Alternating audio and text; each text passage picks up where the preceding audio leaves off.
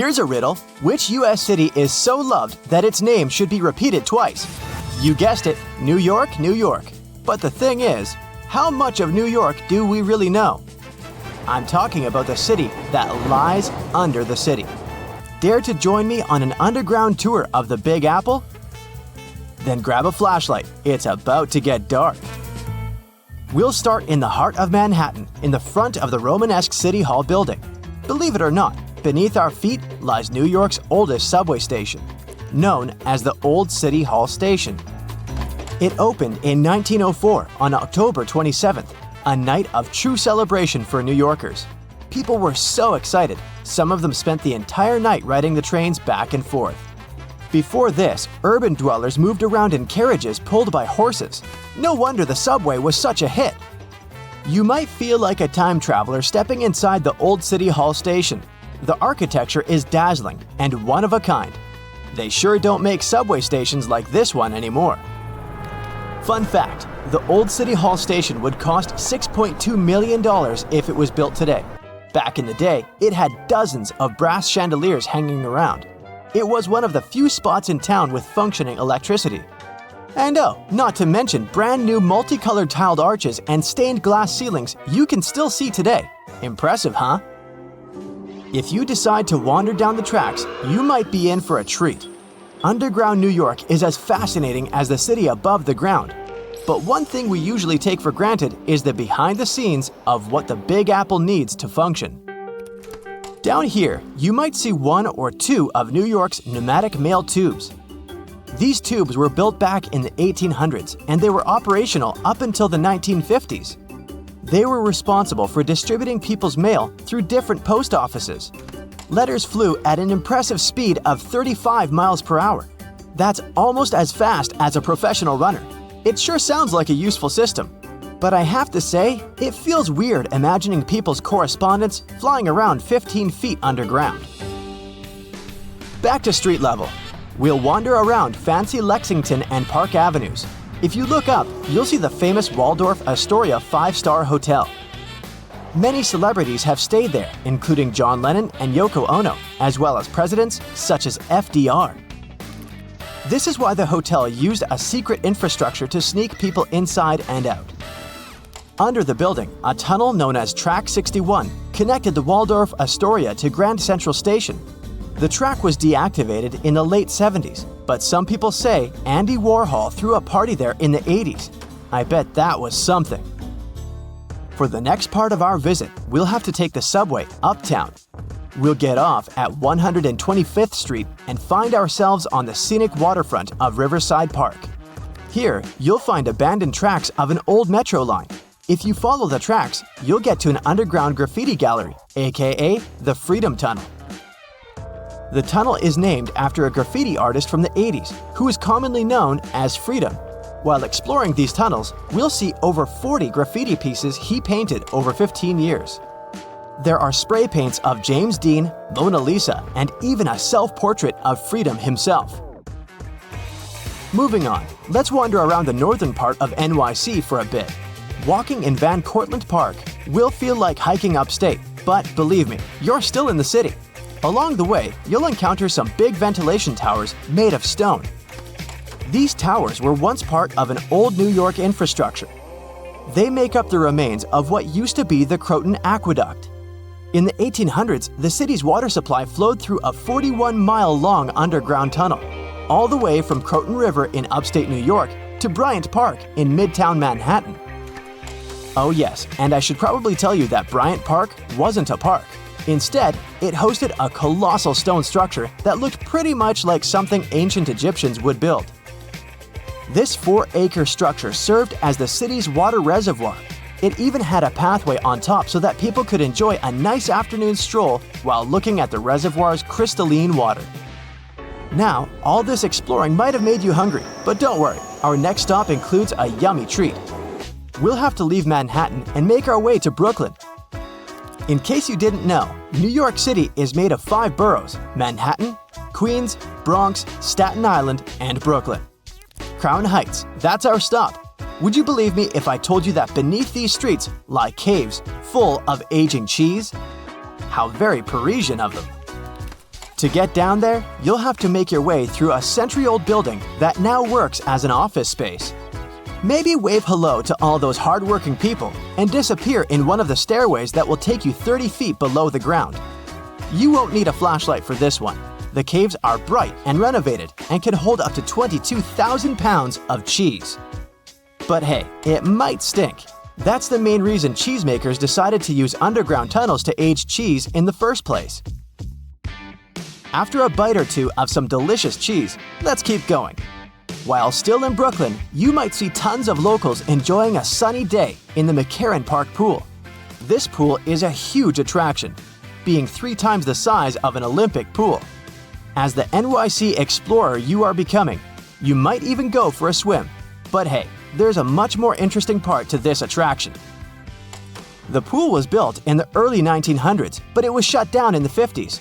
During this time, urban explorers discovered a network of underground tunnels right beneath the pool. And, of course, you can find a secret entrance and get a peek for yourself.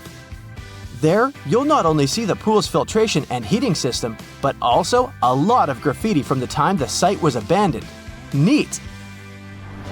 This question may sound weird, but have you ever seen a cow in New York? I sure haven't. Well, maybe there's a reason for that. Apparently, New York still has underground tunnels that were constructed for the transportation of cattle. Once New York started to flood with automobiles, cows became a burden for traffic. Until a 200-foot-long cow passage was built below 12th Street to transport the livestock that was ferried over from New Jersey. These days, you won't be able to visit this place in person because the tunnel was most likely destroyed. But historians found blueprints proving its existence. To add to the list, archaeologists discovered a very peculiar fossil a while back. Now imagine peeling off the layers of the city's soil. First, at 15 inches, you'll find a layer of wires. I'm talking TV cables, electricity, and all that. Digging deeper, at 4 feet, you'll see water and sewage pipes. But then, at 15 feet down under the surface of NYC, diggers have found a fossilized shipwreck. The wreck is located right under Broad Street, where there was once shallow water. They believe the wreck dates back to the 1600s. It's 92 feet long and 25 feet wide. Oh, and that's not all. At the intersection of Bowery and Canal Street, engineers stumbled upon a room with its walls and ceiling covered in mirrors.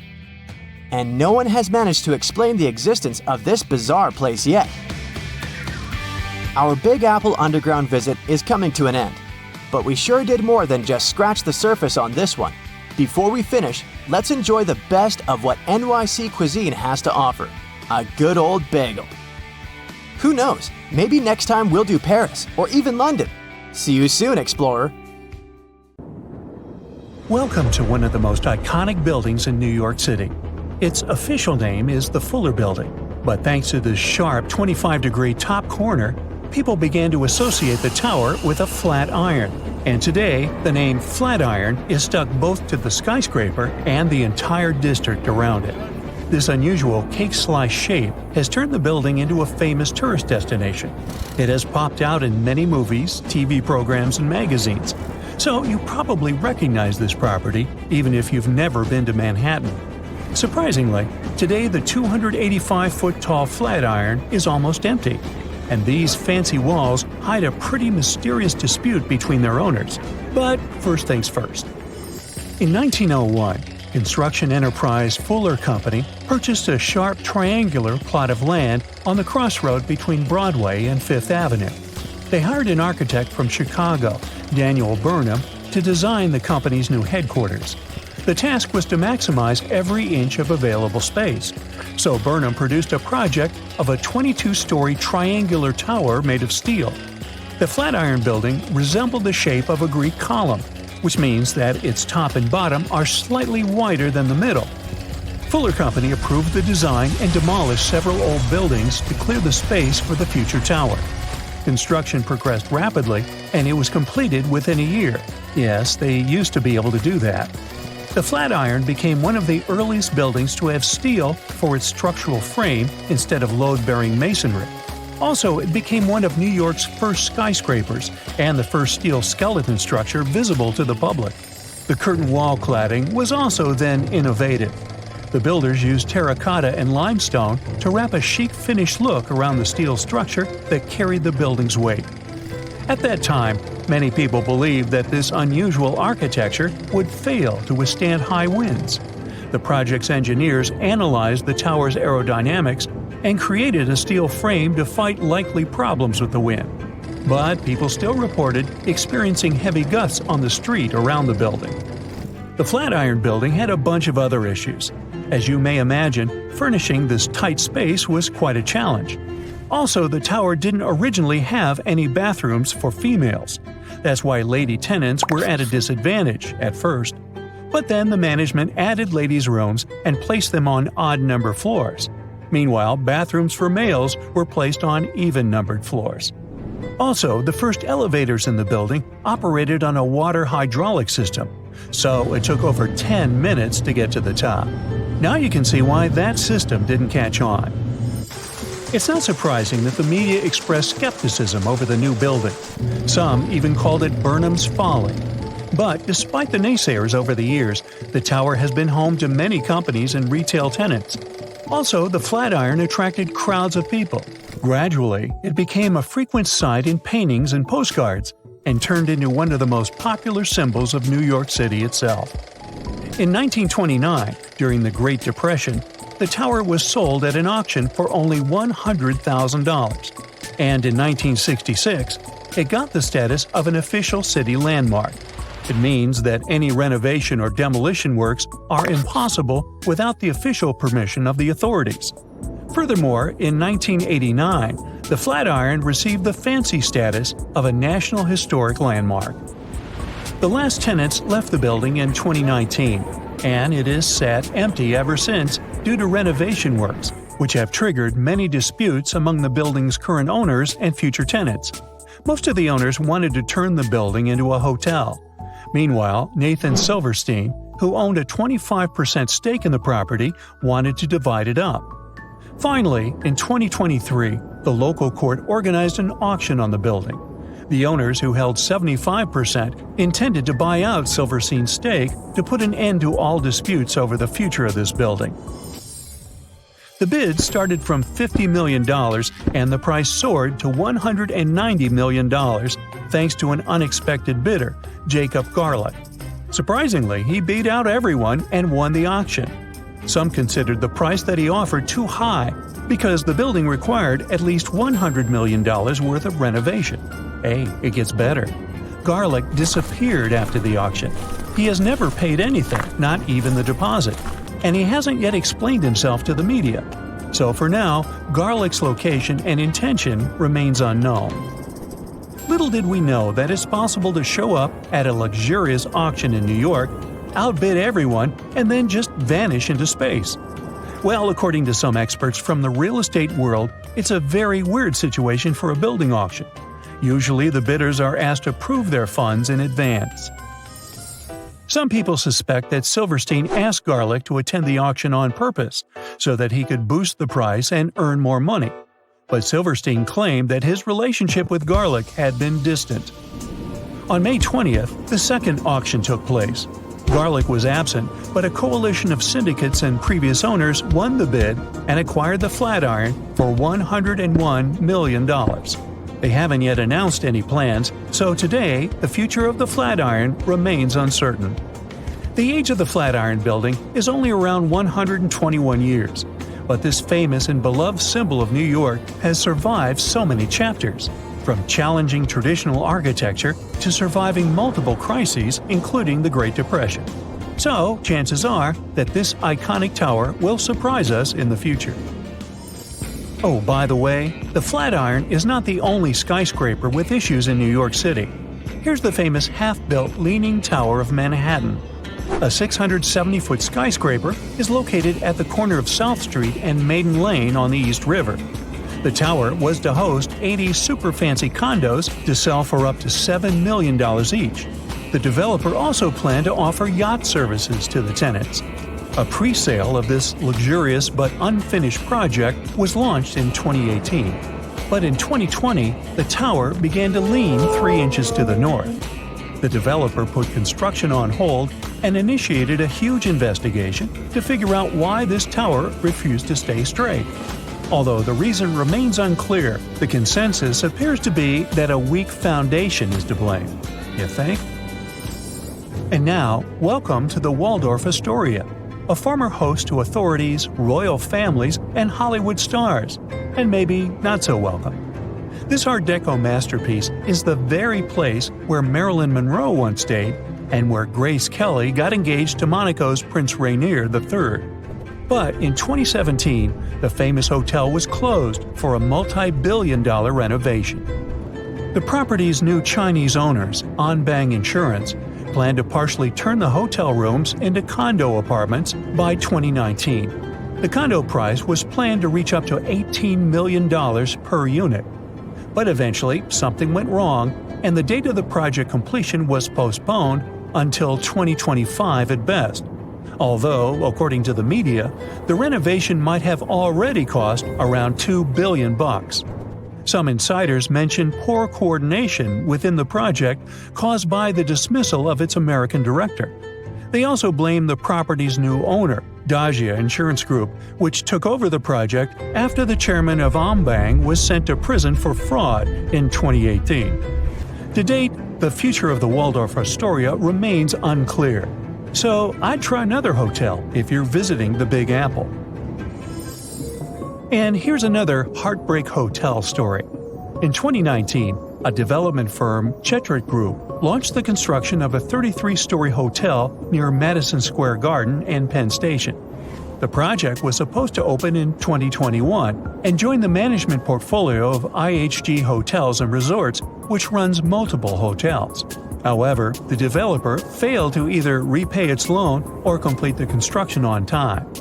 Meanwhile, the hotel remains unfinished, and the estimated investment for its completion totals around $106 million. Hey, you want to finish the job? Wow, looky here. It's New York City, the Big Apple, the city that never sleeps. Hong Kong on the Hudson, the greatest city in the world. New York, New York, the city so nice they named it twice. Alright, I'll stop.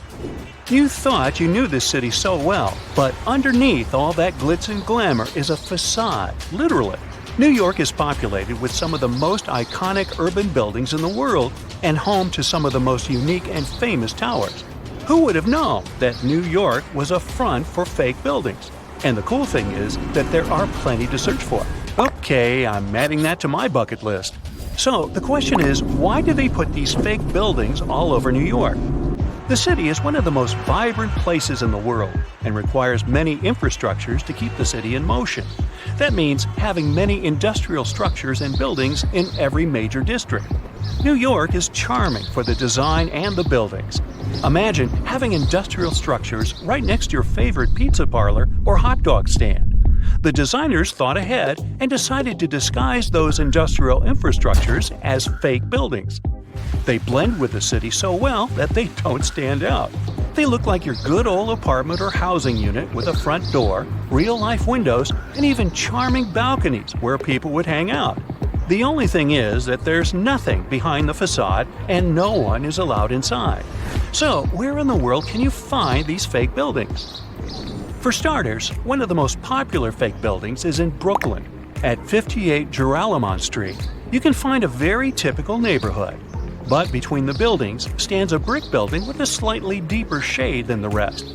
It has bright open windows that blend in with the rest of the buildings in the neighborhood, except that they're blacked out. At first glance, you might not think of it as anything, but if you pay close attention, the building looks like a glitch from a video game. It was built in 1847, way before New York was considered glamorous. Originally, it was meant to be a regular building, but in 1908, they converted it into a fake building. Don't think you can just try to break in. Even if you could, it's pointless, because it's part of a ventilation fan for the subway. It also serves as an emergency exit for some of the surrounding buildings. Actually, throughout New York, many fake buildings exist to disguise the subway vents for the smoke to escape. All the way to 415 Bruckner Boulevard, the Bronx, This townhouse was designed by the Switzer Group, which is an interior architect company.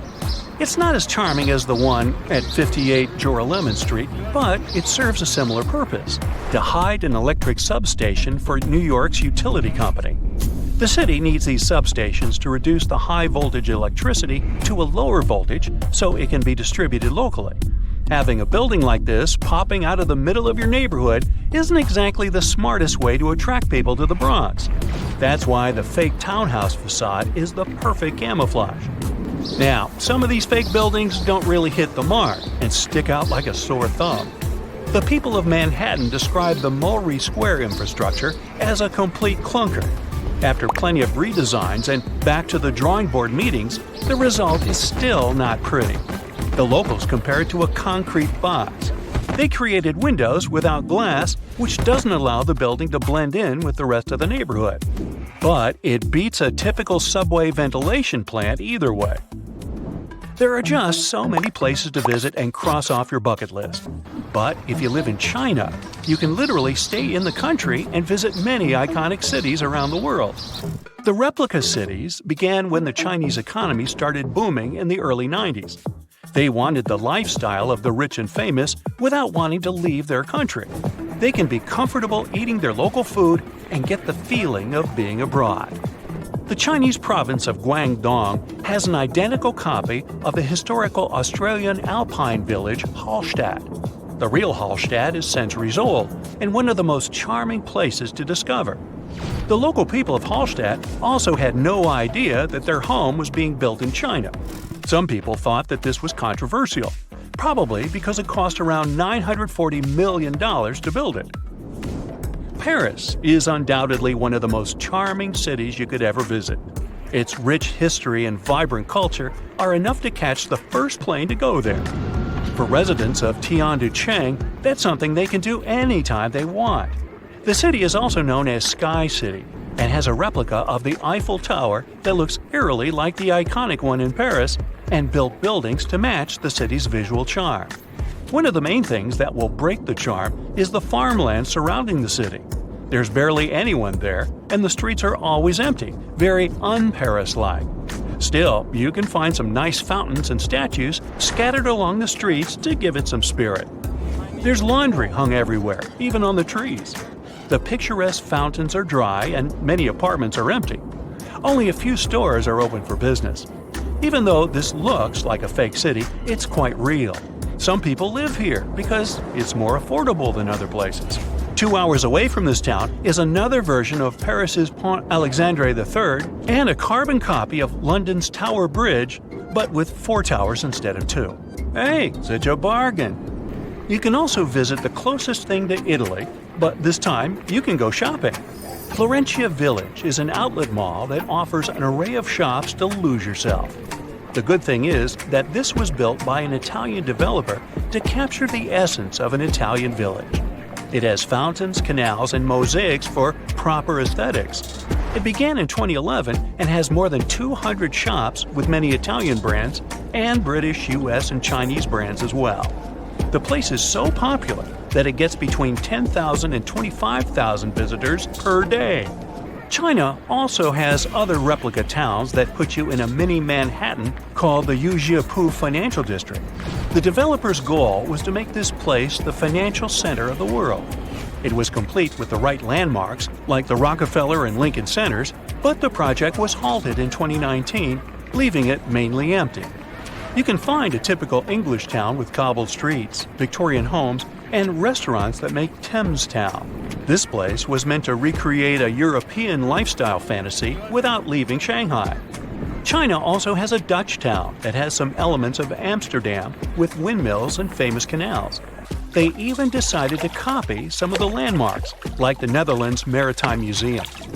Here's a bonus story of Lebanon's thinnest building built out of a dispute. It's the story of 2 brothers who both inherited unequal plots of land.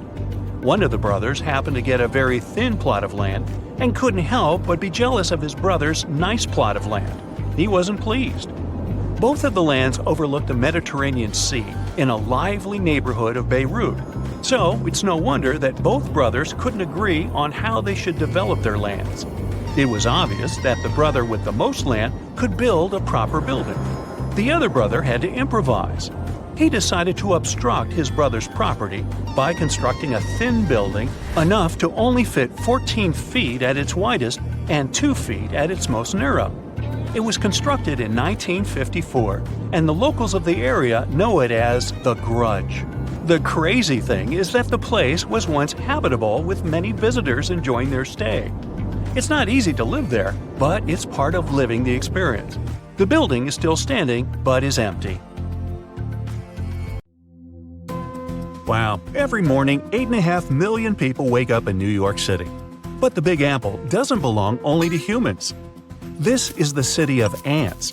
There are 17 billion of them here. They live in houses, hide in the grass, crawl under asphalt, and climb trees. For every New Yorker, there's a sneaker box filled with ants. City ants are more fortunate than their forest cousins. They don't have any need to look for food. Millions of people leave behind tons of hot dog crumbs, pizza slices, and coffee drips. Insects just have to wait for a lunch break in an office building.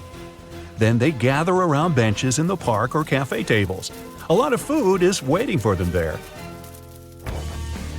Over 1 billion. That's how many ants are running through the streets and parks of Manhattan. And in this ocean of insects, scientists have been able to spot tiny reddish-brown creatures.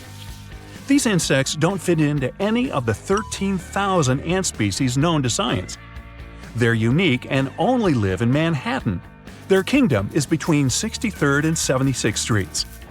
Scientists don't know how long the Manhattans have evolved in isolation. They arrived in the U.S. on ships from Europe and were cut off from the rest of the city's infrastructure. But why go anywhere else if there's enough food? The Manhattan loves fast food, especially corn syrup.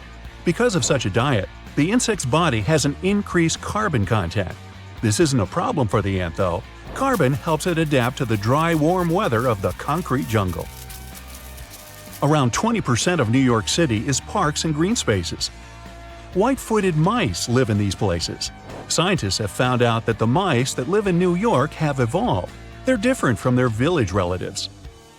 These changes are genetical. It's caused by the diet of white-footed rodents that feed on human food waste. For example, New York mice need enlarged livers to process fatty acids from fast food. Central Park in New York is almost twice the size of the Principality of Monaco. A unique centipede is only found in this green area. The creature, called Hoffman's dwarf centipede, doesn't grow any longer than 0.4 inches. It lives in heaps of dry plants and runs on 41 pairs of legs. This crustacean, measuring only a bit more than 0.3 inches, is called the Socorro isopod. It's one of the rarest animals on the planet. The creature can only be found in a small thermal spring near Socorro, New Mexico. The isopod lives in the water as warm as 90 degrees Fahrenheit and covered with a layer of algae. These are ideal conditions for the creature. To get to Mobile Cave, you'd have to rappel 65 feet down. That's the height of a 4-story building. After that, you'd crawl through narrow passages and swim along a canal with cold water. Sunlight can't get into the cave. The air is poisoned by vapors of ammonia and hydrogen sulfide. This extreme place has been isolated from the outside world for 5.5 million years. A unique ecosystem has formed in this toxic atmosphere. Of all the animals that live there, 33 species of millipedes, scorpions, spiders, and leeches can't be found anywhere else on Earth. These creatures are mostly blind and colorless. Well, why would you need eyes and disguise if you live in complete darkness? Mobile's coolest guy is the venomous centipede. Scientists have nicknamed this animal the King of the Cave. It doesn't grow more than 2 inches, but for this world, it's a giant. The blind salamander would feel great in the company of strange animals from Mobile, but these little monsters are separated by the ocean and thousands of miles. The Mobile Cave is located in Romania, where these beauties live only in Texas. Their home is an underground body of water in the San Marcos area. These salamanders grow to be 5 inches long. The name makes it pretty clear that the animal is blind. It does have eyes, but they're pretty much useless. This doesn't stop the salamander from being a skilled snail and shrimp hunter. It senses other animals by feeling the underwater waves they create while moving. The Scottish wildcat lives in the north of Scotland. This animal is different from domestic cats, which love sleeping on the couch. Unlike them, it's a perfect hunter. The creature is 25% larger than the average cat. It's muscular and long-legged. The wildcat's tail is blunt and fluffy, covered in black rings with a black tip on the end. The quokka is called the world's happiest animal. Just look at its smile. This fluffy animal seems to always be ready for a photo shoot. Quokkas are only found in Australia. Around 10,000 animals live on Rottnest Island and several other locations. The creature's cute smile is an evolutionary trait. An open mouth helps it breathe and regulates its body temperature. Oh, by the way, if you try to feed a quokka, you'll have to pay a fine of more than $200. This baby will feel comfortable even if you put it on your little finger. The animal lives only on the island of Madagascar. Scientists have found just 2 tiny reptiles, a male and a female. The researchers have named the nano-chameleon Brookesia nana. It's a mystery to them why it doesn't grow larger than a sunflower seed. The next animal on the list also lives only in Madagascar. Locals call this creature Ai. The unusual lemur spends most of its life in trees and leads a nocturnal lifestyle. This might explain why it looks so tired. Even though the Ai is a lemur, its teeth are like those of a rodent. Its claws resemble sloth's claws, and its body looks like that of a monkey. The animal's fingers and toes are especially frightening. They're long and thin, with pointy claws. Get equipped for any season with brand new Brightside merch. Click the link and grab your print. This is a giraffe with its trademark long neck. A zebra is grazing nearby. Black and white stripes on its body help the animal reflect sunlight during the day and keep it warm at night. But what if you combine these animals? No need, nature has done this work for you. The okapi looks like a giraffe with a short neck, horse body, and zebra stripes on its legs. The okapi has a long tongue. Males have small giraffe horns on their heads. You can only meet these unusual animals in the African rainforest. If you decide to travel around Africa afterward, you must visit the Ethiopian highlands. That's where you see unique gelada monkeys. And no, they're not named after the Italian ice cream. That's gelato. Don't mix that up. Males look like rock stars from the 70s. They're bright and have cool hair. But don't mess with these animals. They aren't too friendly.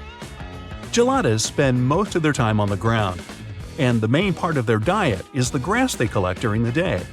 Scientists believe that geladas are the remaining members of an ancient gang of critters. It lived millions of years ago in vast spaces from South Africa to India. Now, imagine people the size of the Statue of Liberty living next to us. Sounds like science fiction. But for the animal world, this is reality. The world's smallest tortoise species, the speckled tortoise, doesn't grow more than 4 inches long. But the Galapagos Islands are home to giant tortoises that reach the length of 5 feet. They also weigh like a sports bike. The largest of them had an incredible weight of 1,000 pounds. The giant Galapagos tortoise lives for 100 years and sleeps 16 hours a day. Due to its slow metabolism, the animal may not eat or drink water for a whole year. Millions of years ago, lizards from South America climbed onto a log. Sea waves carried the log to the Pacific Ocean. The lizards traveled hundreds of miles and ended up on the Galapagos Islands. They had to evolve to adapt to new conditions. Scientists believe this is how the marine iguanas appeared. These unique animals look like dangerous dragons, but in fact, they feed on plants and are totally harmless. Iguanas spend most of their lives in water. To get rid of sea salt that accumulates in the body, these animals literally sneeze salt. Achoo! The lyrebird lives only in southeastern Australia and the island of Tasmania. The bird has such a strange name because of its tail. It looks like a lyre, a stringed instrument of the ancient Greeks. Lyrebirds are known for their ability to imitate other birds, and not only them. The bird copies animal screams, human voices, chainsaw noises, car and fire alarms, and even the click of a camera. About 12,000 years ago, a salt lake appeared on one of Palau's islands. Today, it's called Jellyfish Lake. This 1,500 by 500-foot reservoir is home to 5 million golden jellyfish. These unique creatures swim to the west shore of the lake every morning. There, jellyfish wait for the sunrise. Then, all day long, they follow the sun. Algae lives in the tissues of the jellyfish, feeding them with energy. These algae can't live without sunlight. Shenzhen, China. At first sight, it doesn't look like a perfect place to build one of the fanciest and tallest buildings in the world, but a company from China decided to take a chance. They had visions of building Golden Finance 117, a unique, mighty skyscraper with plenty of things super rich people could enjoy. At that time, no one knew it would turn into one of the tallest ghost scrapers in the world, meaning it would be a skyscraper with no life, events, or people inside. The one that no one would even talk about anymore. The world has impressive tall skyscrapers. The first one was built in 1885 in Chicago. And the tallest one today is in Dubai.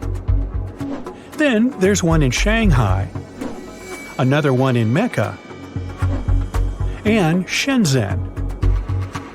Golden Finance 117 was supposed to be the 5th tallest skyscraper ever built. The construction was started 13 years ago, and at first, it all looked very promising. In 2015, the building reached its full height, 1,955 feet. But then, something mysterious happened. People deserted the skyscraper shortly after it was almost done, and the whole project has remained unfinished to this day. The company got the idea in 2008. During that period, plenty of cities across China were trying to build something impressive to get their place on the world stage. Golden Finance 117 was supposed to be a commercial and residential tower for very rich people. Italian and French-style interior design, a polo club, extensive gardens. The skyscraper was supposed to have a 3-story diamond-shaped atrium at the top, with a swimming pool, sky bar, and a restaurant. And don't forget about the highest observation deck in the world, a paradise for those who could afford it. Imagine living at the top of such a skyscraper. Golden Finance 117 was expected to be habitable up to its highest point. This mixed-use skyscraper was supposed to rise 128 floors above the ground. There was a plan to turn 117 of them into commercial space and hotel, and 11 more floors were expected to be for operational and mechanical services. The building's ratio of height to width was 9.5 to 1. When you have such a high and thin tower, you have to be careful with such forces as strong winds. But the skyscraper was designed to resist all this. No wonder, with a perimeter frame of mega braces, huge tapering columns, and transfer trusses. On the surface, it all looked well, an excellent design and unique construction. But before the company started pre-sales, authorities needed to inspect and sign off on the final product. This is a process all new developers need to go through if they want to get and keep their spot on the property market. The country wants only established and reliable companies to keep the quality levels high. Back in the day, the company that was building the skyscraper was a new player in the Chinese market, so they had to finance their project all by themselves. They couldn't start recouping their investment until each of their buildings was finished. In other words, it was tricky ever since the beginning. But they were focused on the result.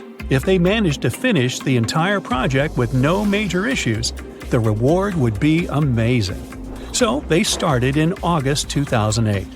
China survived the global financial crisis that also happened in 2008, but it still affected the market. That brought lots of pressure on the company, which is why they stopped building the skyscraper in January 2010. Things got better in 2011.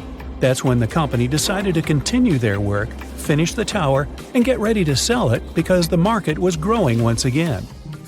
But considering all the rules on the property market, the company was in a very vulnerable situation. Things were getting more and more complicated. In 2015, there was a new crisis, this time affecting the stock market. The series of unfortunate events kept happening on and off until everyone stopped talking about the entire project. One more issue was the location. The skyscraper was being built on what used to be industrial land, and in the area, there weren't many wealthy people who could afford to live in such a building. The company probably hoped for people to relocate there once they finished the construction, which never happened. China generally has the biggest number of tall buildings in the whole world. There are 1,400 skyscrapers in the country. The US takes second place with more than 800 high-rise buildings. Then there's Japan with over 250 skyscrapers. 2018 was the year when China built more skyscrapers than any other country in the world. 88 new buildings with a height of 656 feet or more appeared there. But because of multiple unforeseen events, Golden Finance 117 never got its chance to shine. Now it's just a ghost place everyone stopped talking about in 2018. Now, this wasn't the only case when a building remained unfinished for a long period of time. A new airport in Berlin, Germany was meant to open in June 2012. It wasn't the first project like this to miss the deadline, but it was one of the most memorable.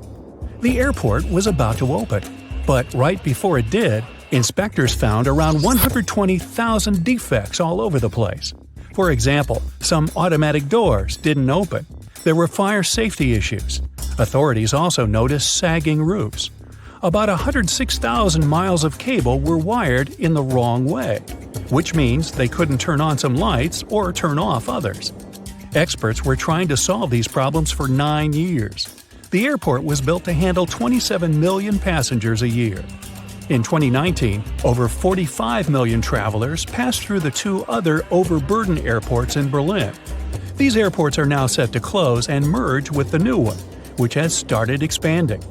The original budget for the whole project was more than $8.2 billion, but it's likely to increase in the next few years. The idea occurred back in 1990, and it took 6 years just to find the right spot to build the airport. The official construction didn't start for another decade.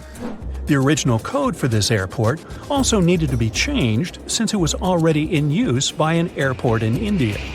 But if you design an airport in the early 2000s, will it even be compatible with the travel habits and technology in 2020 and beyond? Also, there isn't enough space for all the planes that are supposed to be there. And still, since 2020, the airport has been open and growing bigger. Meanwhile, a tower in Krakow, Poland, got the nickname Skeleton. It stood proud and tall, but its unfinished carcass indeed looked like a skeleton. At 300 feet, it's one of the tallest buildings in Krakow. The project started in 1975, but stopped because of some difficulties in the country that occurred at that time. The tower remained abandoned for a long time and changed owners several times. It was often wrapped in advertising billboards. Luckily, it didn't remain unfinished. In 2016, the latest reconstruction process started. The main goal was to turn the skyscraper into a modern office building. It's completed now. The tower consists of 5 office buildings, together with the main one in the center. Architects found inspiration in styles from the 1920s and 30s. There's a terrace at the top. In the future, a museum of the history of the building might appear in the skyscraper. And here's one more ghost tower, this time in Bangkok, Thailand. From the outside, you'd say it's just another part of Bangkok's skyline. The skyscraper is around 75% completed. But once you take a closer look, you'll see there are plenty of interior structures missing. It was supposed to be a luxury building, but right now it's just another abandoned skyscraper. It's surrounded by a fence and doesn't look safe. The walls are covered with graffiti and there's no electricity. The building stands there as a reminder of what it could have become and draws the attention of urban explorers from all over the world. The construction process stopped when the crisis started. And now, only occasional adventurists visit the site to enjoy the magnificent view of the city and the river. Hey, New Year is coming, and we're going to celebrate. Pack your things, we're going to China. Yeah, you might think I'm crazy. New Year was some time ago. But Lunar New Year isn't on January 1st. It doesn't even have a regular date because it depends on the lunar calendar. But it's usually sometime in January or February. The first day of the year is the day when the new moon appears. Then the celebration lasts for about 15 days until the moon is full. This year, Lunar New Year falls on February 12th. A whopping 1/6 of the world celebrates it, at least. The holiday is celebrated in China, where we're headed, but it's also a public holiday in many other countries. They all have different names for it, but the concept is the same: a lunar calendar celebration. Outside of Asia, the biggest celebration is held in San Francisco. It's been that way since the middle of the 19th century, when many Chinese workers arrived there during the gold rush to work in the mines. Now you can see huge Lunar New Year fireworks in tons of cities around the U.S. But getting to or moving around China isn't that easy. We gotta be careful, because right now, transportation systems are stretched to the limit. About 15 days before the New Year, and then 25 days into it, a lot of people travel somewhere by plane, train, bus, or on foot. It's traditional to visit your family for New Year. It's the largest annual human migration on the planet. Last year, in this 40-day period, there were about 3 billion total trips taken. The Lunar New Year is also called Spring Festival. It signifies the end of the winter. And wait, are you as confused as I am right now? Spring in February? It's not a mistake. There are 24 solar terms in the Chinese traditional calendar, and each of them lasts about 15 days. Usually, the New Year falls on the term that starts in the beginning of February, and it's called the beginning of spring. It's followed by the seasons rainwater, waking of insects, and spring equinox. The traditional Chinese calendar is a bit different to the one they and the rest of the world uses. Years are counted in 60-year cycles. The cycle that's running now started in 1984. Also, their calendar is way ahead because they started counting years much earlier. This year will be 4719. Also, every year has a different zodiac sign, one of the 12 animals. The cycle of 12 starts with the rat, followed by the ox, tiger, rabbit, dragon, snake, horse, sheep, monkey, rooster, dog, and pig. Thank you. 2020 was the year of the rat, and 2021 is the year of the ox. The year of the animal you were born in is your zodiac animal. Your zodiac animal comes around every 12 years, and some say it's unlucky. But don't worry, there's a way to protect yourself. The color red. Some people wear red clothes during the year of their zodiac animal, or more likely, get a red purse or tie a red ribbon to their bag or something. A little more about red. We've finally arrived in Beijing, the capital of China. Notice how everything's decorated in red? City streets are lit up with red lanterns. Some people are dressed in red, and houses are decorated with spring festival decorations. These red decorations are a very important part of this holiday. There's no way to celebrate it without them. Red is also a big deal in Chinese culture. Just look at the flag. In China, the color red means good fortune and joy, and symbolizes good luck for the following year. Sure, some are wearing red, but the thing that really stands out is that a lot of people have new clothes on. People clean their houses before the new year, get new haircuts, and declutter their lives as best they can, all to greet the new year. The most important part of the celebration is the reunion dinner. Wherever family members are, they all try to come back home to celebrate. There's a big feast to commemorate the past year, and there's usually a lot of food. An important dish in traditional dinners is a whole fish, which signifies prosperity for the new year. Another common thing to eat are rice cakes. They're so iconic, some people even call them New Year cakes. They're made of rice flour and are very sticky. There are also dumplings, chopped meat and vegetables wrapped in dough. They're made to imitate the shape of ancient Chinese silver ingots that were used as money. So dumplings signify wealth. The rule of the evening: get stuffed full of delicious dumplings. You'll need energy. There's a long public holiday ahead, the longest one all year. Most people have 7 to 12 days of vacation, and students sometimes don't go to school for the whole month. After the main meal, some families sit together and watch the Lunar New Year Gala. It's a TV program with many different performances. There's everything: music, dancing, comedy, and drama. The gala holds the Guinness World Record for being the world's most watched TV program. Well, no wonder. China's population is more than 1.4 billion people. Younger family members get red envelopes with money from their grandparents, uncles, and other family members. Bosses give them to employees, and students might even give them to their favorite teachers. Nowadays, many of them are digital. Fireworks were accidentally invented in China more than 2,000 years ago, when someone unintentionally tossed bamboo into a fire. 1,000 years later, they were reinvented by an alchemist who was trying to find the formula for eternal life. He mixed sulfur, charcoal, and potassium nitrate and heated it up. Kaboom!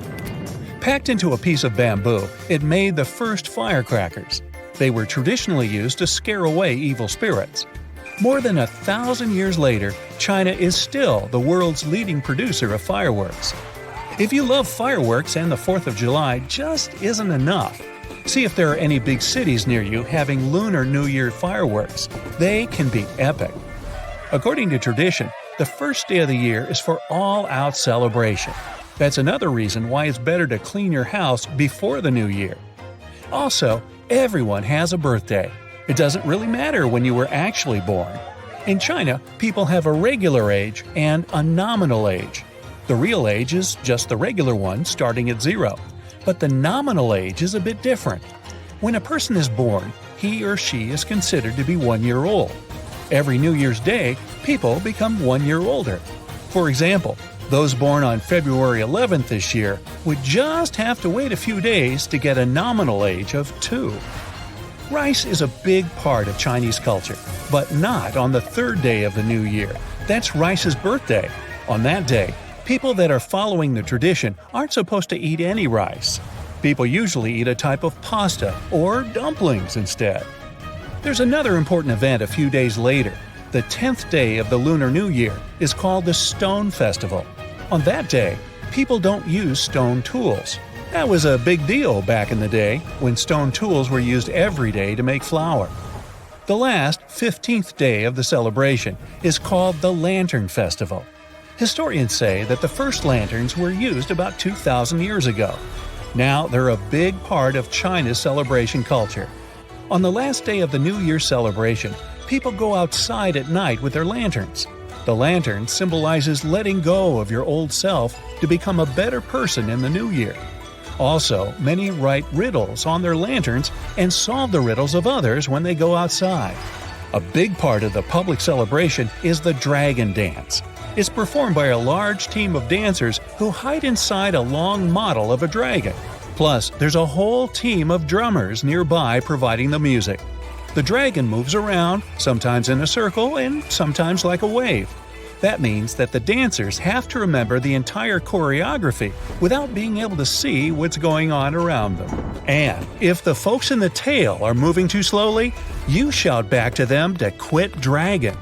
Well, I thought it was fun. The authorities in a town in northwestern Poland decided to build an observation tower in a public park. Nothing special about that, right? It wasn't until a local archaeologist started digging. It seemed that he had found remains of a fort. But not just any fort. The legendary Jomsborg, or as people also call it, the Viking medieval New York. It's not unusual for Viking finds to pop up in this area. Archaeologists have suspected for a long time that the Polish island near Germany could be the site of the legendary city. And the locals believe in this too. Every year they hold the continent's biggest Viking festival there. People dress up and reenact the Vikings' way of life. The time period I'm talking about is the 10th century. Scholars believe Jomsborg thrived back then, if it was even real, and that's a big if. The mystery has been going on for more than half a millennium. The two most important questions troubling historians are whether the Viking stronghold was real and where it was located. The first historical records that mention the town can be traced back to the 12th century. Recently, a golden disc appeared in Sweden. It contained the names of Jomsborg and Harold Bluetooth. Does the man's last name sound familiar? That's because the Bluetooth technology we use today was named after him. He was a Danish king who apparently ruled over Jomsborg as well, and historians know he lived in the 10th century, right around the time the Viking legendary city reached its peak. All the historical sources we have lack one thing: the city's exact location. Ancient texts describe Jomsborg as a vibrant trading post that grew around a fortress. It had thousands of residents and a pier for ships to dock. This settlement should be somewhere along the southern coast of the Baltic Sea. Just the Polish section of the coastline is more than 4 times longer than the Grand Canyon. The city could be anywhere within the medieval Wendland. Today, this region is split between Germany and Poland, and it's called Pomerania. Luckily for archaeology buffs, there are clues. The Polish city with the newly discovered fort lies near a lagoon. According to ancient sources, the legendary city had room for hundreds of ships. Sagas put the total number of vessels at 360. These are Old Norse epics in prose. A lagoon is the perfect place to moor a large fleet. The waters here are calm. There are no big waves like in the open sea. Speaking of the sea, some historians believe that the city now lies underwater. According to them, the site was located off the northwest coast of Eustom Island. Today, this area is submerged under the Baltic Sea. Let's say Jomsborg really existed. Who lived there? The name of the inhabitants is not very imaginative: Jomsvikings. These people are just as mysterious as their fabled city. They are mentioned in sagas and legends. And there are a couple of rune stones, those are raised stones with runic letters, that mention battles they took part in. Runes were a writing system used by Germanic peoples, including the Vikings, before they adopted the Latin script. And that's pretty much it. There's no hard archaeological evidence that would prove Jomsvikings ever existed.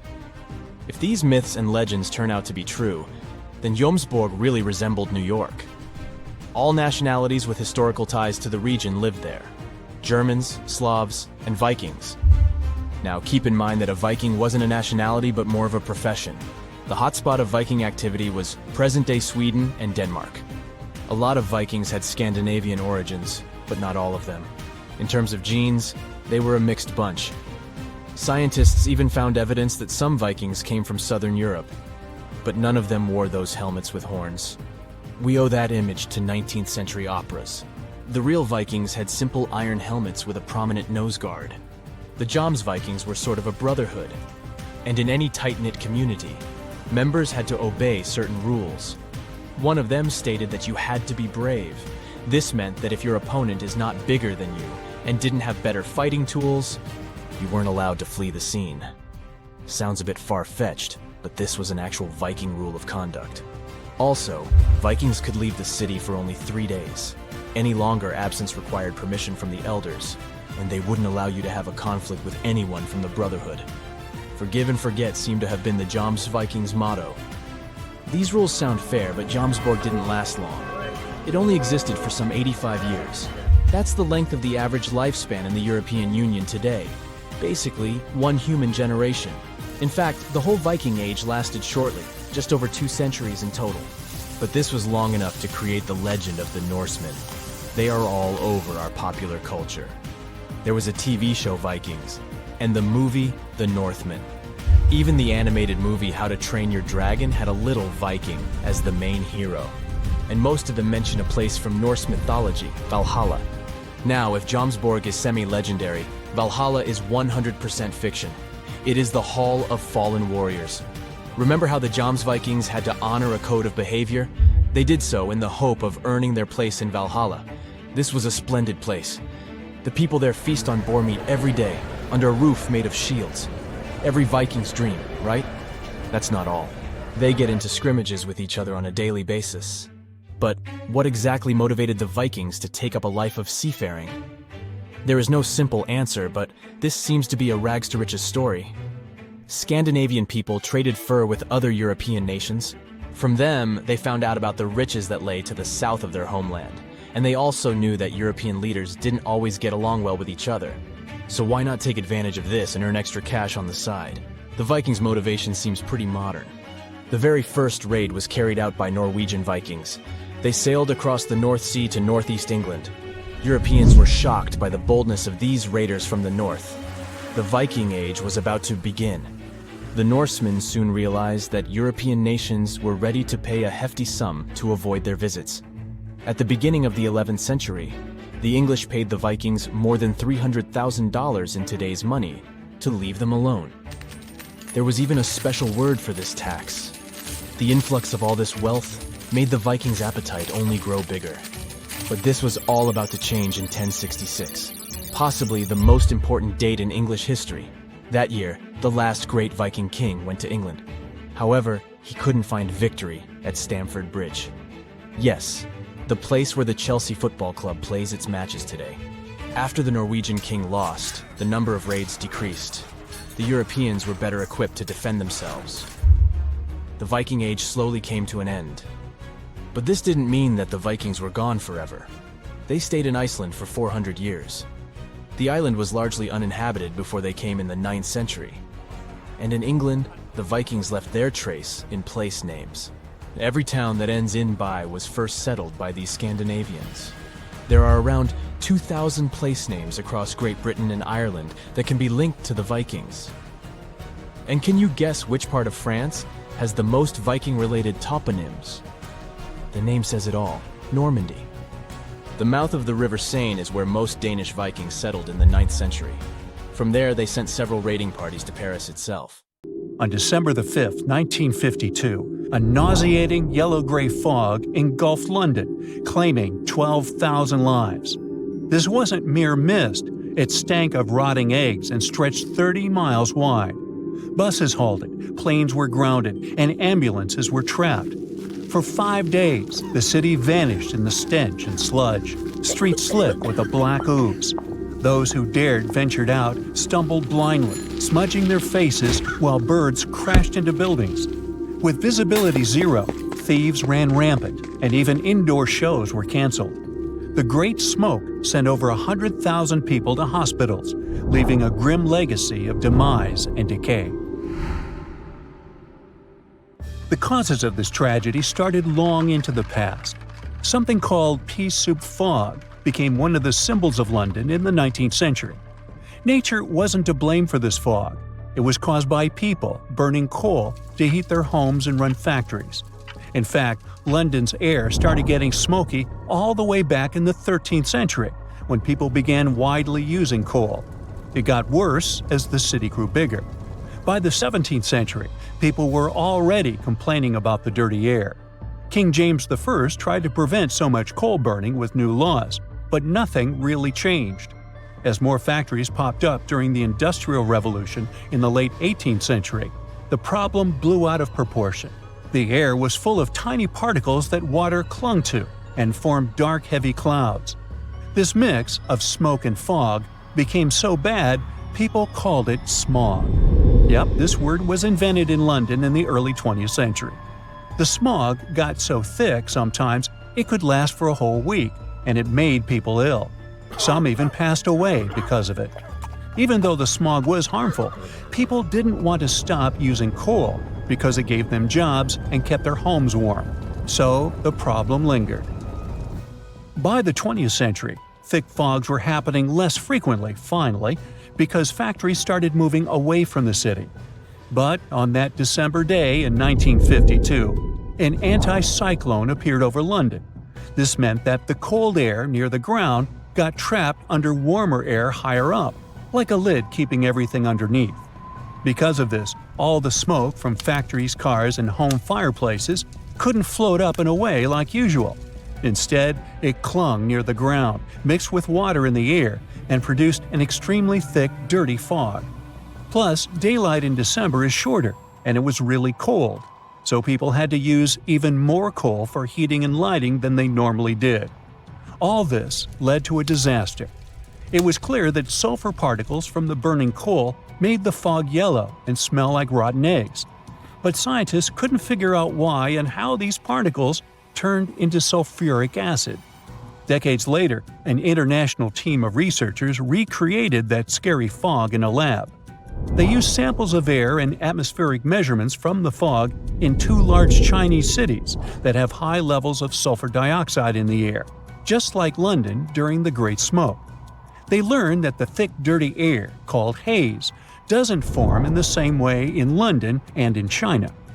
In London's fog, smoke from burning coal released two gases, sulfur dioxide and nitrogen dioxide. These gases mixed with water droplets in the fog, which made it harmless at first because the water diluted the harmful chemicals. But as the water evaporated and there was nothing to dilute the two dioxides, the fog became very acidic and hazardous to breathe, so it damaged people's lungs. In present-day China, things are a little different. A third chemical, ammonia, joins the mix. Now ammonia, which comes from farms and cars, helps balance out the acidity of the fog, so it's less harmful than London's deadly fog. But the scientists found that cutting down on nitrogen dioxide and ammonia could still help China reduce its air quality problems. They hope that their discovery will help both understand London's past fogs and give China ideas for making its air cleaner.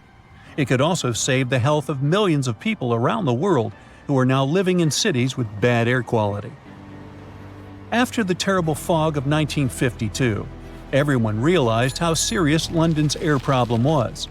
4 years later, the British authorities created a law called the Clean Air Act to stop something like that from happening again. This law banned people from burning smoky fuels like coal in their homes or in factory furnaces in some parts of the city. To help people adjust, the authorities gave them money so that they could switch to cleaner heating options like oil, natural gas, or electricity. It took time for these changes to make a big difference, and sadly, another dangerous smog happened in 1962. But the Clean Air Act was a very important first step for protecting the environment and people's health. Almost a century before the Great Smoke, another smelly event happened to London, the Great Stink. Back then, people didn't have proper bathrooms or sewers, and all the waste from houses and factories went straight into the River Thames. When the weather got super hot in July and August, the water level in the river went down, and piles of waste, sometimes 6 feet, popped up on the muddy banks. The smell was so terrible that even Queen Victoria and Prince Albert had to cancel their relaxing boat ride on the river. The politicians working in the brand new Parliament buildings, which were right by the river, couldn't handle the smell either. The air inside was so terrible that they had to hold handkerchiefs over their noses to breathe. They even tried soaking the curtains in chloride of lime, hoping it would cover up the horrible odor. Many Londoners believe that the bad air, called miasma, caused horrible things like cholera, which had already taken the lives of lots of people. Engineer Joseph Bazalgette solved the problem as he built a new sewer system that would move all the waste away from the city. His sewer system was so well designed that it still works today, even though London has grown to over 8 million people. On the other side of the Atlantic, in the United States, there was also a day when you couldn't see your hand before your face, and it was impossible to breathe outside. But the reasons for this Black Sunday were very different from the Great Smoke of London. In 1931, it almost completely stopped raining in the southern Great Plains. This drought lasted for nearly 10 years. Without rain, the farms dried up and the soil turned to dust. Strong winds blew this dry dirt into the air and created huge dust storms. These storms, called black blizzards, made it hard to breathe and see anything. People tried to protect themselves by putting Vaseline in their noses, wearing masks, and sealing their homes, but the dust still made many of them sick. In 1934, things got even worse. It was the driest year in over 1,000 years. Temperatures went over 100 degrees for weeks, and the land became even drier. On April 14, 1935, after months of terrible weather, the sky finally looked clear, and there was barely any wind, which was rare for this area. People came outside as they were hoping that the worst was finally over. When Oklahoma minister announced that a few good rainstorms would make the land fertile again. But unfortunately, that morning, a cold wind from Canada met warm air in the Dakotas and started a massive dust storm. The storm grew to hundreds of miles wide and thousands of feet tall. A sunny day instantly became completely dark. Drivers had to hide in their cars, and other people went down into basements, found refuge in barns, fire stations, tornado shelters, and under their beds to stay safe. The storm didn't stop for hours and took at least 20 lives. Many people couldn't stop coughing, and one man went blind. The storm was so strong, it carried 300,000 tons of dirt across the country and even reached the East Coast. Is the Big Apple getting a little too heavy for its own good? A recent study revealed that New York City is sinking. And get this, it's all because of those towering skyscrapers. Apparently, the whole event is called subsidence, which is when the Earth's surface settles bit by bit, or suddenly sinks. Soft sediments shifting and the weight of the city itself are the culprits behind this sinking sensation. Now, don't get too alarmed. The study found that New York is sinking at a rate of 0.04 to 0.07 inches per year. Sure, that doesn't sound like much, but there are parts of the city that are sinking even faster than that. This sinking situation could cause some trouble for the city, especially since it's already pretty low-lying and home to over 8 million people. So it's important that local authorities come up with some strategies to tackle the growing flood risk and rising sea levels. Although, I'm not sure building giant seawalls is the way to go. We might need to get a little more creative than that. Geologists want to make sure we're all aware that building more high-rises near the coast, rivers, or lakes could contribute to future flood risks. So we really need to think twice before we start constructing skyscrapers left and right. In recent studies, scientists calculated the total mass of all the buildings in New York City, over 1 million of them, and it adds up to a whopping 1.68 trillion pounds. Talk about a heavy load. Now, they didn't include the weight of the roads, sidewalks, bridges, and other paved areas, so you can only imagine how much more weight is added to the city. But hey, even with these limitations, the researchers did a pretty good job of accounting for the complex geology beneath New York, including the sand, silt, clay deposits, and good old bedrock. They found out that certain types of soil, like clay and artificial fill, are more prone to subsidence. On the other hand, bedrock stays pretty firm and keeps those skyscrapers in place.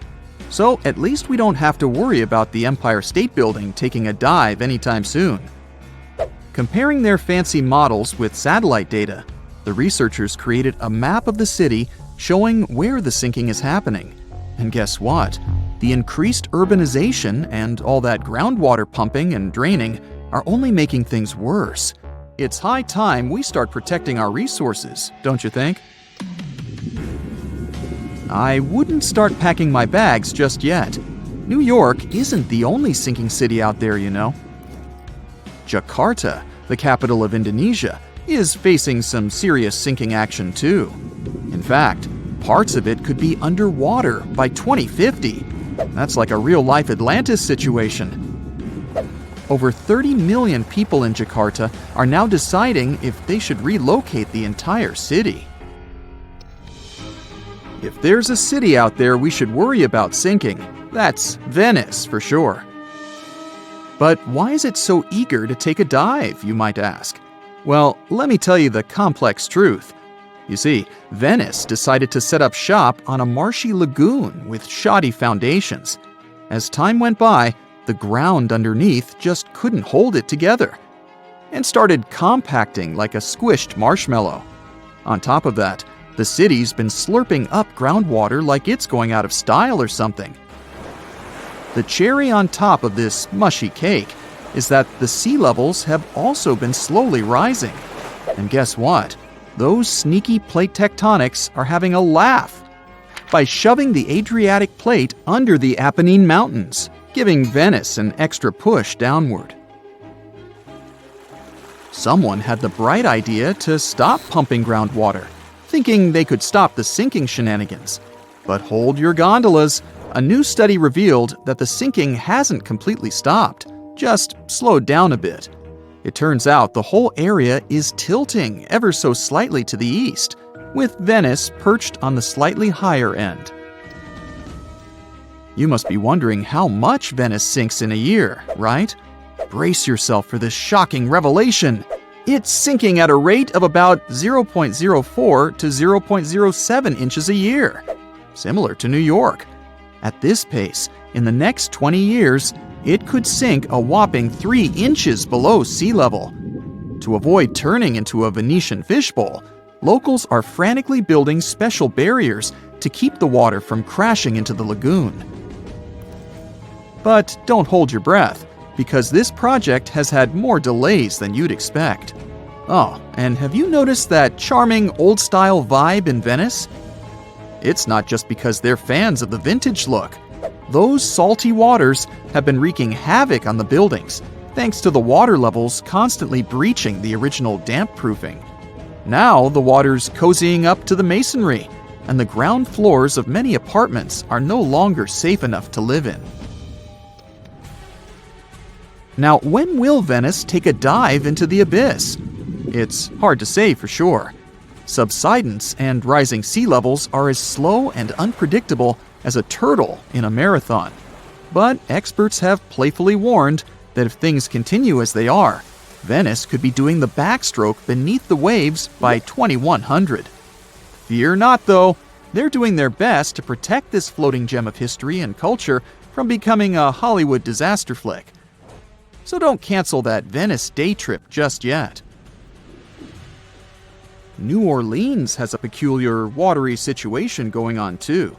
You see, this lively place was initially built just a smidge above sea level, and now it's gradually sinking. Back in the day, when an area of the city called the French Quarter was just popping up, folks had to make do with what they had. They scored the best land they could find, but it was only about 10 feet above sea level.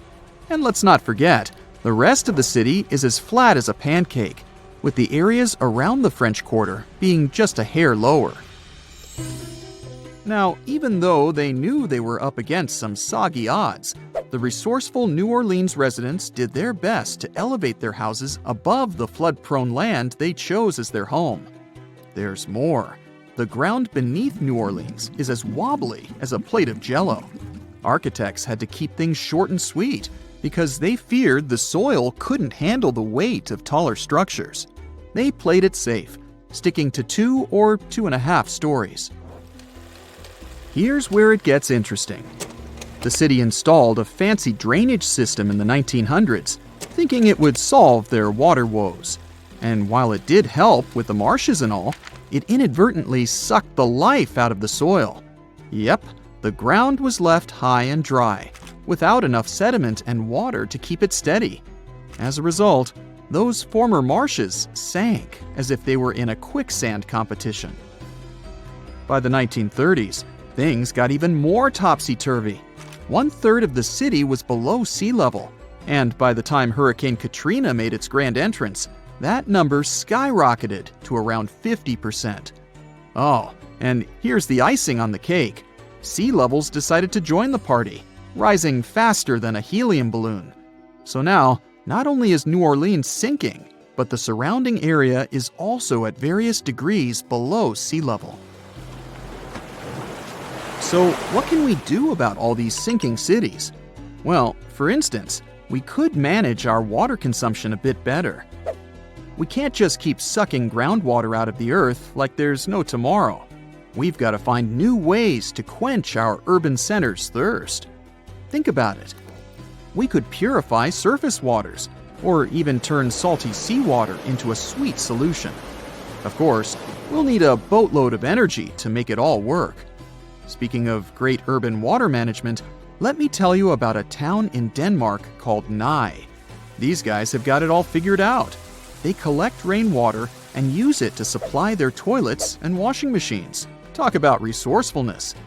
Now that's what I call a splash of genius.